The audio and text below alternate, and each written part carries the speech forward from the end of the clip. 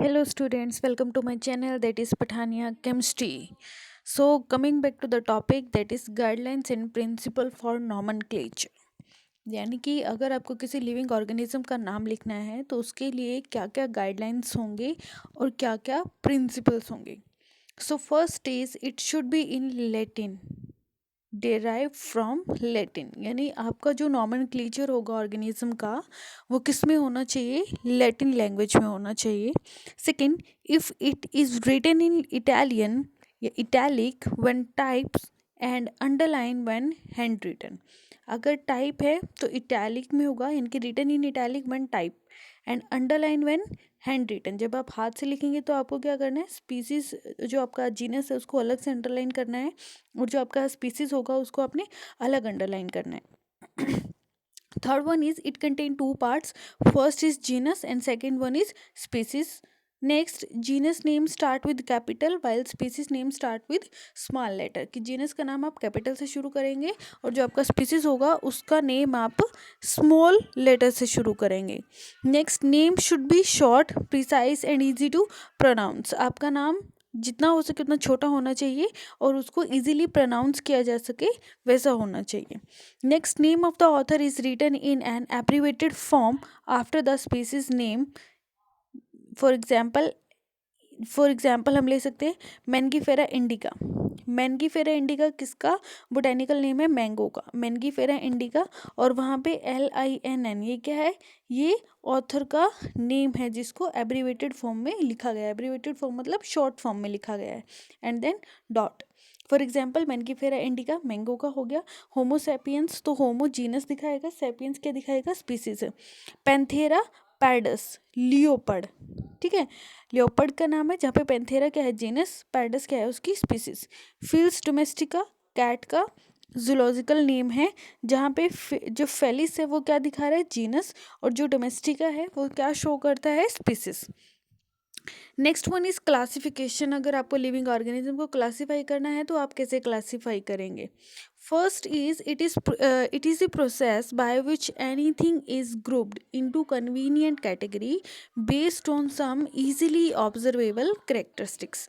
क्या करना है आपने लिविंग ऑर्गेनिज्म में, क्या देखनी है, ऑब्जर्व कैरेक्टरिस्टिक्स देखनी है कि आपको उसके क्या क्या कैरेक्टरिस्टिक्स दिख रहे हैं. फिर आप उस लिविंग ऑर्गेनिज्म को उन कैरेक्टर्स के बेसिस पे एक पर्टिकुलर ग्रुप में डालेंगे. ग्रुप मतलब एक नया ग्रुप होगा ऑर्गेनिजम्स का कि इसके कैरेक्टर उन तरह के ऑर्गेनिजम्स के साथ मैच कर रहे हैं या उस तरह के एनिमल्स के साथ मैच कर रहे हैं, तो उस पर्टिकुलर एनिमल को हम उस कैटेगरी में, उस ग्रुप में डाल देंगे. Classification makes the study of organism convenient. इससे क्या हो जाता है, उस ऑर्गेनिज्म को स्टडी करना ईजी हो जाता है. ठीक है, तो क्या है क्लासिफिकेशन, आपने कोई भी लिविंग ऑर्गेनिज्म है, फॉर एग्जांपल आपने उसको क्लासिफिकेशन करना है तो आप उसके करेक्टरिस्टिक्स देखिए और फिर उन करेक्टरिस्टिक्स को मैच करिए कि ये किस तरह के ऑर्गेनिज्म के साथ मैच करता है. जब वो मैच हो जाए तो उसको उस कैटेगरी में डाल दीजिए. Next one is taxonomy, the process of classification on the basis of external and internal structure along with internal structure of cell development process and ecological information is known as taxonomy. So taxonomy हमने पढ़ा भी था. तो taxonomy क्या है, branch of science है जहाँ पे आप लिविंग ऑर्गेनिज्म को क्लासिफिकेशन करते हो, नॉमेनक्लेचर करते हो, आइडेंटिफिकेशन करते हो. आइडेंटिफिकेशन जो होगा वो आपका इंटरनली और एक्सटर्नली दोनों हो जाएगा. इंटरनल स्ट्रक्चर में आप क्या क्या देखेंगे, इंटरनल स्ट्रक्चर ऑफ सेल, कि सेल्स का अरेंजमेंट किस तरह से है, डेवलपमेंट प्रोसेस कैसी है, मीन्स डायरेक्ट डेवलपमेंट है या इनडायरेक्ट डेवलपमेंट है. डायरेक्ट डेवलपमेंट का मतलब होता है कि उसमें लार्वा नहीं बनेगा. इनडायरेक्ट डेवलपमेंट यानी कि जब वो बेबी में चेंज होगा, यंग वंस में चेंज होगा तो बीच में लार्वल स्टेज को क्रॉस करके आएगा. एंड इकोलॉजिकल इन्फॉर्मेशन मीन्स उनके बेनिफिट्स क्या क्या हैं, what are their ecological importance. तो उसके बेसिस पे हम क्या करेंगे, लिविंग ऑर्गेनिजम्स को क्लासीफाई करेंगे. तो इस ब्रांच को हम बोलेंगे taxonomy. Next one is systematics. Different kind of organism and their relationship, Linnaeus systema, nature, evolutionary relationship among organism. तो सिस्टमेटिक्स में हमने क्या देखना है, it is nothing but the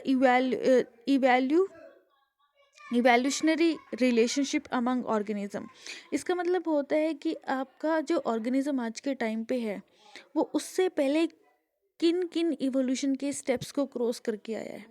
क्योंकि नई स्पीसीज क्या है, प्री एग्जिस्टिंग स्पीसीज से आती है। प्री एग्जिस्टिंग स्पीसीज में थोड़े थोड़े क्या होते हैं, इवोल्यूशंस होते रहते हैं, जिसकी वजह से उस स्पीसीज में कुछ करेक्टरिस्टिक्स का लॉस्ट हो जाता है और कुछ नए करेक्टरिस्टिक्स आ जाते हैं। फॉर एग्जाम्पल अगर ह्यूमन बींग्स में देखें, पहले हमारे जो नेल्स थे वो काफ़ी ज़्यादा हार्ड और लंबे होते थे, क्योंकि उस टाइम पे हंटिंग शिकार करना होता था, मांस खाते थे। लेकिन आज के टाइम पे हमारे नेल्स पतले और छोटे हो गए हैं, क्योंकि हम लोग शिकार नहीं करते, तो नेल्स का इतना ज़्यादा यूज़ नहीं है। पहले कान की जो पिन्ना होती थी, एक्सटर्नल लेयर, वो बड़ी होती थी, क्योंकि शिकार को पकड़ने के लिए क्या, साउंड और वाइब्रेशंस का यूज़ किया जाता था। बट आज के टाइम पे ऐसा नहीं है, इसीलिए कान की जो लेयर है, जो पिन्ना है, वो छोटी हो गई है। तो इस सिस्टमेटिक्स में हमने पढ़ना क्या है, इवोल्यूशनरी रिलेशनशिप अमंग ऑर्गेनिज्म, कि एक ऑर्गेनिज्म, जो अभी वाला ऑर्गेनिज्म है, वो लास्ट वाले ऑर्गेनिज्म से, जो पहले ऑर्गेनिज्म होते थे, उनमें किस तरह से इवोल्यूशन के थ्रू वो चेंज होके नया ऑर्गेनिज्म हमारे पास आया है। नेक्स्ट हमारे पास आता है taxonomical hierarchy, that is similarity decreases और डिफरेंसेस इंक्रीजेस। इसमें क्या होगा, फॉर एग्जांपल अब हमारे पास क्या है, टैक्सोनॉमिकल हायरार्ची में कि सिमिलरिटीज़ कम होती जाएं और डिफरेंसेस बढ़ते जाएं। सपोज आपके पास पहले जो ऑर्गेनिज्म था वो काफ़ी ज़्यादा मैच करता था उस ऑर्गेनिज्म से, बट इवोल्यूशन के बाद उसके जो चेंजेस हैं, उसके जो करेक्टरिस्टिक्स हैं, जो सिमिलरिटी थी वो कम हो गई हैं और अब उनके बीच में डिफरेंसेस ज़्यादा क्रिएट हो गए हैं। तो इस तरह के ऑर्गेनिजम्स को हम डालेंगे under the category of taxonomical hierarchy. Next one is species. So species are the natural populations of individual or a group of population which resemble one another in all essential morphological and reproductive character, so that they are able to interbreed freely and produce fertile offspring.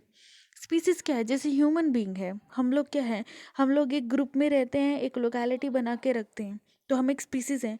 हम individually एक दूसरे से क्या करते हैं, match करते हैं, हमारे मॉर्फोलॉजिकल करेक्टर, रिप्रोडक्टिव करेक्टर एक दूसरे से मैच करते हैं, हम ब्रीड करते हैं, रिप्रोडक्शन के थ्रू नए ऑफस्प्रिंग बनाते हैं। तो वो जो एक पर्टिकुलर एरिया है जहाँ पे सेम तरह के लोग मिलते हैं, जिनके morphological character, reproductive character same होते हैं, और जो आपस में इंटरब्रीड करके नए फर्टाइल ऑफस्प्रिंग बनाते हैं, तो उनको हम उस ग्रुप ऑफ लिविंग ऑर्गेनिज्म को हम बोलेंगे species. For example Panthera Leo, Panthera pads, Panthera tigris. तो यहाँ पे आप देखो पेंथेरा पेंथेरा पेंथेरा, जीनस सबका सेम है, और स्पीसीज लियो, पैडस, टिग्रिस, ऑलमोस्ट क्या है, स्पीसीज इनका थोड़ा वेरी कर रहा है। तो पेंथेरा लियो की अलग स्पीसीज होगी, जिसमें अलग तरह के लिविंग ऑर्गेनिजम्स मिलेंगे, जिनका मॉर्फोलॉजिकली सेम होगा, रिप्रोडक्टिव करेक्टर सेम होगा, आपस में इंटरब्रीड करेंगे और नए ऑफस्प्रिंग बनाएंगे।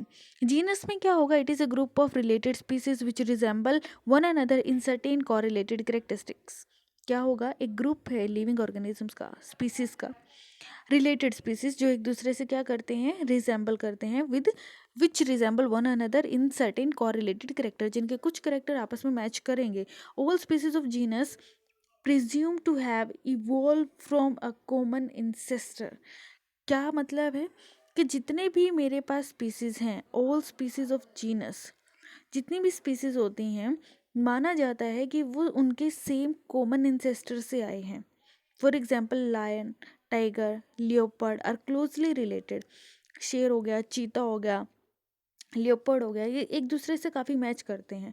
तो मैचिंग करने का मतलब क्या है कि इनका जो एंसेस्टर था, यानी कि जो सबसे पहले स्पीसीज आई थी, इनके जो पूर्वज थे, वो पूर्वज क्या थे, सेम थे, और सेम स्पीसीज से ये आगे अलग अलग मेरे पास अलग अलग स्पीसीज बन गई है। पहले सेम था, फिर सेम से करेक्टर में चेंजेस आते रहे, इवोल्यूशन होता रहा, और मेरे पास अलग अलग स्पीसीज का डेवलपमेंट हो गया। Are closely related species and placed in the same genus, तो उनको सेम जीनस में रखते हैं। That is panther, panther.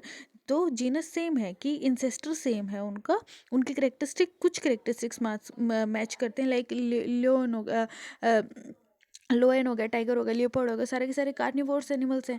Carnivore समझते हैं कि जो सिर्फ मांस खाते हैं, तो करेक्टरिस्टिक्स उनके क्या करेंगे, मैच करेंगे। अगर सबके करेक्टरिस्टिक्स मैच कर रहे हैं, ऐसी स्पीसीज जिनके करेक्टरिस्टिक्स आपस में मैच करते हैं, तो उन स्पीसीज को हम बोलते हैं जीनस, कि उनका जो जीनस है, वो जीनस या उनका जो एंसेस्टर है, कॉमन एंसेस्टर है, वो जीनस उनका सेम है। इसीलिए यहाँ पे पैंथर वर्ड यूज़ किया है कि पैंथर, पैंथर। नेक्स्ट यानी कि पैंथर जो होगा वो लियन के लिए भी होगा, लेपर्ड के लिए भी होगा, और टाइगर के लिए भी होगा, क्योंकि जीनस उनका सेम है। तो डिफरेंस समझ आया कि स्पीसीज में क्या था कि एक ग्रुप होगा लिविंग ऑर्गेनिज्म का जिनके करेक्टरिस्टिक्स आपस में मैच करेंगे, इंटरब्रीड करेंगे और नए ऑफस्प्रिंग बनाएंगे। जीनस क्या हो गया कि जीनस मेरे पास क्या होता है, कॉमन एंसेस्टर होता है कुछ स्पीसीज का, कि कुछ स्पीसीज के आपस में करेक्टरिस्टिक्स मैच करते हैं तो हम सोचते हैं कि उनके जो एंसेस्टर हैं वो सेम है, तो वो जो कॉमन एंसेस्टर है वही मेरा क्या है, उनका जीनस हो जाता है। ठीक है बच्चों। Next one is family. Family is a taxonomic category which contain one और मोर रिलेटेड जेनेरा, यानी कि जहाँ पे जीनस आपस में मैच करेंगे, जीनस के करेक्टरिस्टिक्स मैच होंगे। All genera of a family have common features और कॉरिलेटेड करेक्टरिस्टिक्स। Family Solanaceae. सोलनेसी कौन सी फैमिली है, जिसके अंदर यूजुअली आलू और ब्रिंजल ये आते हैं। Contain a number of genera like Solanum, Withania, datura et cetera. कि सोलनेसी जो फैमिली है उसके अंदर कौन कौन से जीनस आएंगे, सोलेनम आ गया, विथेनिया आ गया, धतूरा आ गया। तो फैमिली में क्या हो जाएगा, जहाँ पे जीनस के करेक्टरिस्टिक्स आपस में कुछ करेक्टरिस्टिक्स उनके मैच करेंगे। ठीक है बच्चों।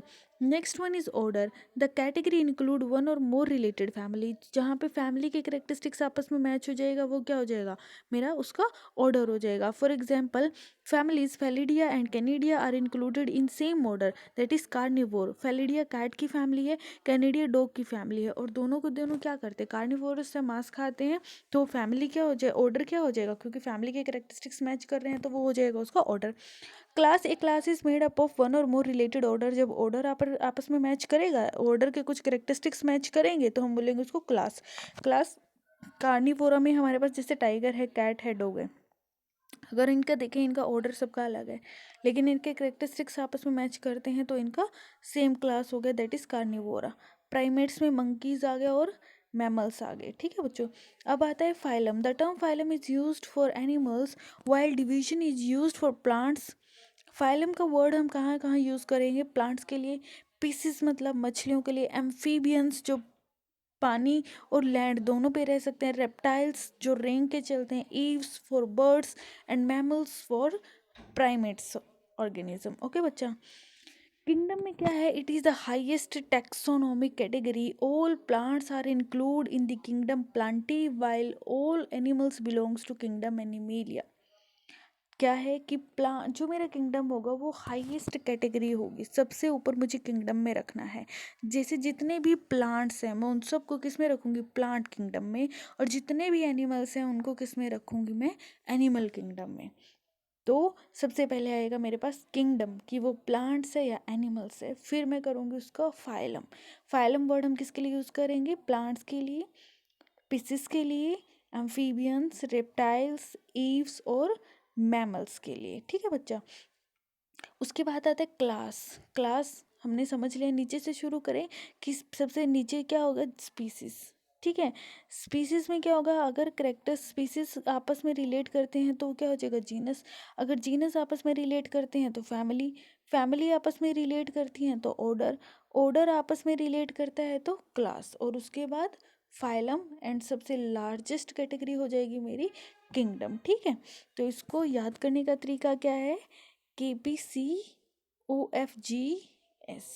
ठीक है। तो आप इसको ऐसे भी याद कर सकते हैं कि फर्स्ट वर्ड उठा ले, उनका पहला पहला वर्ड उठा ले एंड देन उसके एक शॉर्ट वर्ड बना ले, दैट इज KPC, उसके बाद OFG एंड देन S। उसके बाद हमारे पास आता है टैक्सोनॉमिकल एड्स।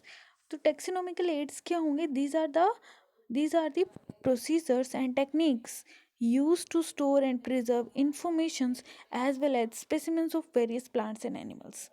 क्या करते हैं कि हम क्या करते हैं, प्लांट के पार्ट्स को और एनिमल्स के पार्ट्स को प्रिजर्व करके रखते हैं, कि अगर वो स्पीसीज़ मेरी एक्सटिंक्ट हो जाए, लुप्त हो जाए, तो उसके बाद अगर मुझे उस स्पीसीज़ की स्टडी करनी है, पता करना है उस स्पीसीज़ में किस तरह के करेक्टरिस्टिक्स होते थे, तो हम कुछ प्रोसीजर्स और टेक्निक्स का यूज़ करके उनके फॉसिल्स को क्या कर लेते हैं, संभाल के रख लेते हैं। ठीक है। Specimens of various plants and animals, तो उनको क्या बोलेंगे हम, उन प्रोसीजर्स और टेक्निक्स को हम बोलेंगे टैक्सोनॉमिकल एड्स। तो टैक्सोनॉमिकल एड्स क्या हैं, these are the procedure and techniques use to store and preserve information as well as specimen of various plants and animals. किसमें आप उन प्लांट्स और एनिमल्स के स्पेसिमेंट्स भी रख सकते हैं, उनका एक क्या फॉसिल स्टोर करके रख सकते हैं, और उनसे रिलेटेड उनकी इंफॉर्मेशन को स्टोर करके रख सकते हैं।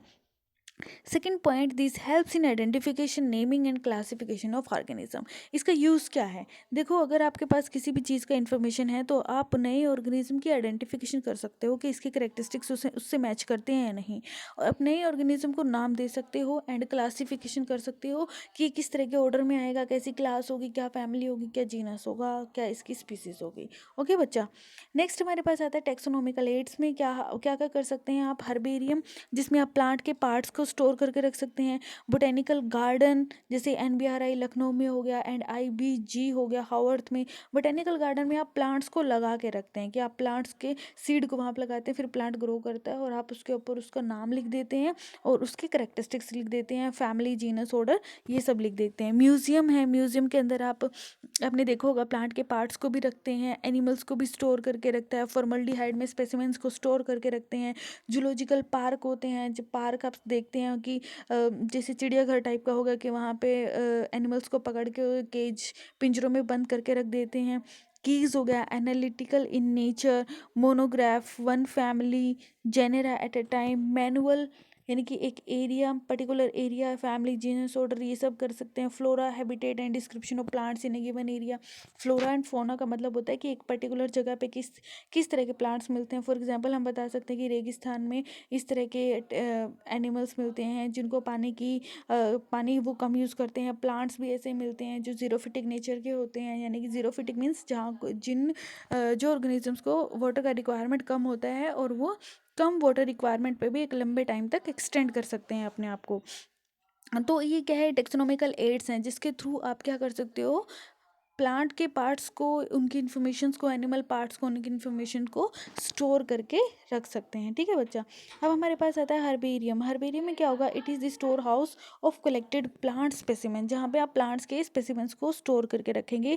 Collected plant specimens are dried, आप उनको सुखाएंगे, प्रेस्ड, उनको दबा देंगे ताकि उनके अंदर जो वाटर कंटेंट है वो बाहर निकल जाए, एंड प्रिजर्व ऑन शीट, और फिर आप उसको शीट में यानी कि कागज़ में बंद करके रख देंगे, एंड देन अरेंज, और जब वो सूख जाएगा तो सिस्टमेटिकली ऑर्डर में उसको अरेंज करके रख देंगे। उसके ऊपर उसको मेंशन कर देंगे इसका बोटेनिकल नेम ये है, इसकी करेक्टरिस्टिक्स ये हैं, आप इसको किस फैमिली में रखना चाहेंगे, ऑर्डर, जीनस, सब कुछ।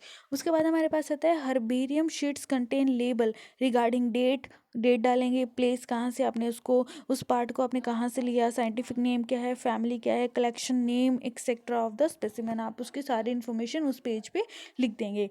नेक्स्ट हमारे पास आता है botanical garden. Botanical garden, it is the collection of living part specimen that are grown for identification and reference. ठीक है, बोटेनिकल गार्डन में आप प्लांट को उगाएंगे और ग्रोन के बाद उसके आइडेंटिफिकेशंस वहाँ पे लिख देंगे। Each plant contain label indicating their scientific name and family. क्या होगा, प्लांट जो भी आपका प्लांट वहाँ पे ग्रो करेगा उसके ऊपर आप उसका साइंटिफिक नेम लिख देंगे और उसकी फैमिली लिख देंगे। Some famous botanical gardens are Indian Botanical Garden, that is in Calcutta, largest in India, Royal Botanical Garden Kew, largest in world till date अभी तक, and National Botanical Research Institute। ठीक है, ये कुछ हमारे बोटेनिकल गार्डन है, famous botanical garden. Next हमारे पास आता है total number of botanic gardens recorded in India is 122 and world wide there are now about 1800 botanical garden. पूरे वर्ल्ड में अब तक 1800 बोटेनिकल गार्डन है, और अगर हम बात करें इंडिया की तो इंडिया में 122 बोटेनिकल गार्डन है। ओके बच्चा। नेक्स्ट हमारे पास आता है museum. So it is the repository that has a collection of various plant and animal specimen that are preserved for study and reference। ठीक है, यहाँ पे आप क्या करेंगे, कलेक्शन करके रखेंगे प्लांट का और एनिमल स्पेसिमेंट्स का, जिनको हम स्पेशली किसके लिए रखते हैं, स्टडी करने के लिए, और रेफरेंस के लिए। रेफरेंस मतलब कि अगर मुझे कोई नई स्पीसीज़ मिले तो मैं उसको किसके साथ मैच करूँगी, उसके करेक्टरिस्टिक्स देख के फिर म्यूजियम में रखी हुई स्पीसीज़ के साथ मैच करेंगे कि इसके करेक्टर किससे मैच करते हैं। The organism are preserve either in preservative solution और in the form of dry specimen. कि कुछ ऑर्गेनिज्म को तो आप, जैसे उनका जो पार्ट मिल गया, सपोज उनकी हड्डियाँ वगैरह मिल गई हैं, या उनके पंखों का कुछ स्ट्रक्चर टाइप मिल गया है, गर्दन की कुछ हड्डियाँ मिल गई हैं, तो मतलब उनके जो भी फॉसिल्स मिलेंगे, आइदर तो आप उनको प्रिजर्वेटिव में यानी कि किसी सॉल्यूशन में डाल के रख दो। यूजुअली जो लैब में फॉर्मल्डिहाइड यूज़ करते हैं, फॉर्मल्डिहाइड में उनको डाल के रखा जाता है, एंड कुछ को आप ऐसे ड्राई कंडीशंस में भी रख सकते हो। Entities it often has a collection of skeleton of animals also. यहाँ पे क्या करते हैं, स्केलेटन मीन्स एनिमल्स के हड्डियों के ढांचे को स्टोर करके रखा जाता है। ओके बच्चा। नेक्स्ट हमारे पास आता है zoological park. So wild animals are kept in protected environment, कि जो मेरे पास जंगली जानवर होते हैं उनको हम जूलॉजिकल पार्क में अच्छे से प्रोटेक्शन के अंदर रखते हैं। Provided opportunity for studying the behaviour and food habitat of the animals, कि आप वहाँ जाओ, उन एनिमल्स के करेक्टरिस्टिक्स को देखो, उनके बिहेवियर को देखो, और उन एनिमल्स के ऊपर आप इजीली स्टडी कर सकते हैं। Next one are key are use for identification of plants and animals based on similarity and dissimilarity. So key क्या है, एक तरह से आइडेंटिफिकेशन है किसका, प्लांट्स का और एनिमल्स का, लेकिन किसके बेसिस पे, कि आप उनकी सिमिलैरिटीज़ देखो और उनके डिसिमिलैरिटीज़, उनमें क्या क्या डिफरेंसेस है। तो सिमिलरिटी और डिफरेंसेस के बेस्ड पे आप प्लांट्स और एनिमल्स की आइडेंटिफिकेशंस कर सकते हैं, various type of plants and animals. Second one is manuals, monograph and catalogues are other means of recording descriptions. ये भी कुछ और तरीके हैं जिसके थ्रू आप क्या कर सकते हैं, एनिमल्स और प्लांट्स को स्टोर करके रख सकते हैं, उनके इन्फॉर्मेशंस को स्टोर करके रख सकते हैं। Manuals helps in the identification of name of various species of organism in a given area. Manuals किस चीज़ में हेल्प करेगा, आइडेंटिफिकेशन ऑफ नेम में, कि एक पर्टिकुलर एरिया में किस तरह के ऑर्गेनिज्म मिलते हैं, उनके किस तरह के नाम होते हैं, इस तरह से, यानी कि आइडेंटिफिकेशन ऑफ नेम के लिए हम मैनुअल्स यूज़ करेंगे। And monograph it is detailed and well document work on an particular taxon, किसी भी एक पर्टिकुलर टैक्सोन पे, ऑर्डर पे, फैमिली पे अगर हमें उसका एक डिटेल स्ट्रक्चर चाहिए तो वो हम मोनोग्राफ से लेंगे। ठीक है बच्चा। नेक्स्ट जैसे हमारे पास अभी एग्जांपल है organism with A taxonomy category. अगर हम देखें कि हम ऑर्गेनिज्म को किस तरह से टैक्सोनॉमी कैटेगरी में डिवाइड करते हैं, for example common name man से शुरू करते हैं, इसका बायोलॉजिकल नेम क्या हो जाएगा, होमो सैपियंस। हमने पढ़ा था फर्स्ट पार्ट जो होगा वो जीनस बताएगा, तो जीनस हो जाएगा होमो, और जो सैपियंस है वो क्या बताएगा, उसकी स्पीसीज। उसके बाद फैमिली क्या हो जाएगी, होमिनियड। ऑर्डर क्या हो जाएगा, Primata. Class Mammalia.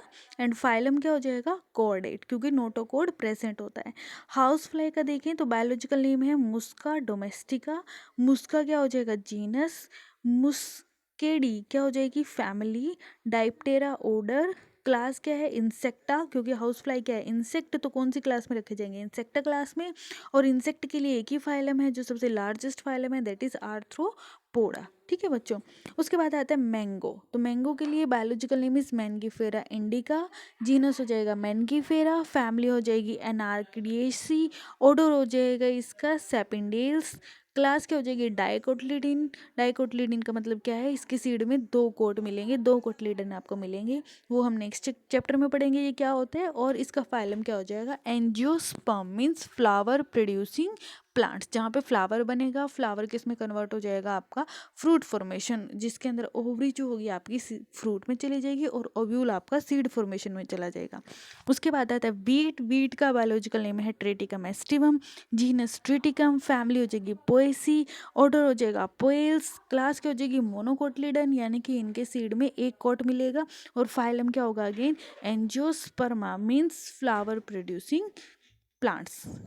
Chapter is completed and if you have any doubt any question आप कमेंट सेक्शन में बता सकते हैं। Till then take care, bye, stay home, stay safe, and if you like this video please like, comment, share and also subscribe the channel. Thank you.